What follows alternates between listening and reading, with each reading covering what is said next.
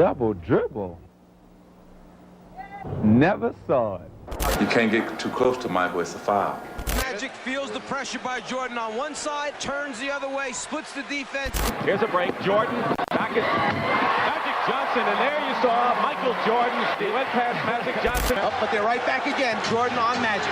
Michael Jordan and Magic Johnson, two historic players that helped transcend the sport of basketball. In 18 career games against the other, MJ won 11, including the 91 finals. As weird as it is to say, maybe he, Jordan, should thank Magic for the opportunity. Here's what I mean. In 1976, ticked about his contract with the Lakers, Gail Goodrich signed with the then New Orleans Jazz. The NBA was like, NBA players having power, they can leave teams? Penalize those teams. So Goodrich at 33 teamed up with Pistol Pete Maravich. The town was mad. Who couldn't be on board with that? The league viewed it as a trade, awarding the Lakers compensation, a la the Jazz's first rounder in 77, 78, and 79. Goodrich decayed with age, Pistol Pete off injured. The two never played a damn full season together. Boo! So here was the fallout. Since entering the league in 74-75, the Jazz were mired in mediocrity for 2 seasons. Elgin Baylor, yes, Lakers great Elgin Baylor coached the team, going 86-135, setting up LA via the Goodrich trade in a primo position for a high pick. You know who else was doo-doo? Los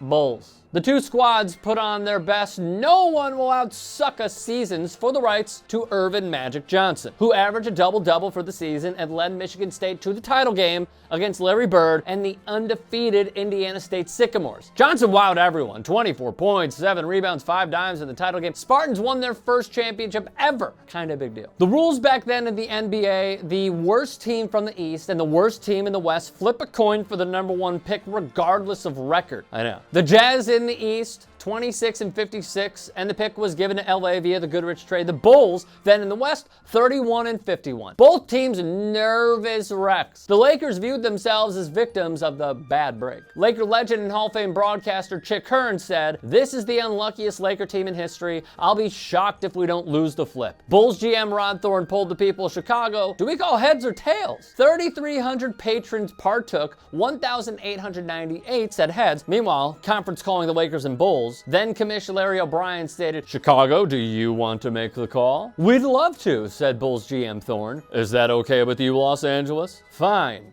replied Hearn. "We call heads," said Thorne.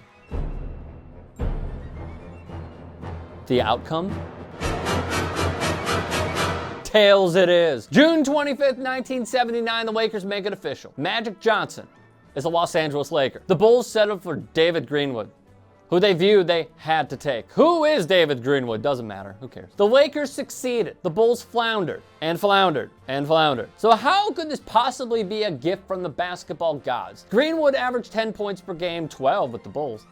Not second overall worthy numbers. They had high picks the next few years and suffered all-time lows. Here's the thing. Imagine if on that fateful night, the call was tails. Magic Johnson would be a Chicago Bull. Weird to imagine, I know, but that same imagination is what the Bulls' brass dreamt of in their wildest fantasies on championship after championship after championship team in Chicago. Because the Bulls failed to land Magic, their vision of success quickly dematerialized the losses, which set themselves up perfectly for the '84 draft, where everything that fell into place was meant to be. The Rockets picked #1 overall. How could they not take the local kid from the University of Houston? Akeem Olajuwon, off the board. The Blazers needed a replacement for Bill Walton. Sam Bowie, off the board. The Bulls needed a lot. They needed a pulse in their franchise, man. And who just so happened to fall at #3? It would be number 23. Edgar!